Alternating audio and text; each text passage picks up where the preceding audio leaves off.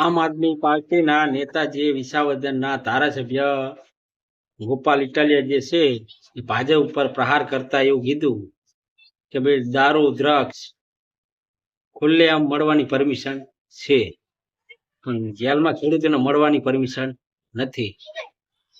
એવો ભાજપ ઉપર પ્રહાર કર્યા છે. જો આ વિડીયોની અંદર શું કહે છે સાંભળો.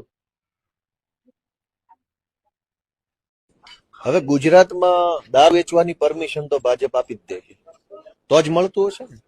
ડ્રગ્સ વેચવાની પરમિશન છે, નદીમાંથી બેફામ રેતી કાઢવાની પરમિશન છે, કડદો કરવાની પરમિશન ગુજરાતમાં મળી જાય છે.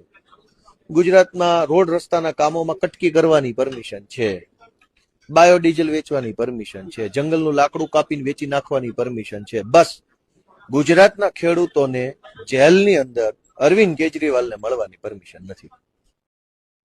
વિડીયો ગમે તો મિત્રો વિડીયોને લાઈક, શેર અને ચેનલને સબસ્ક્રાઇબ કરજો.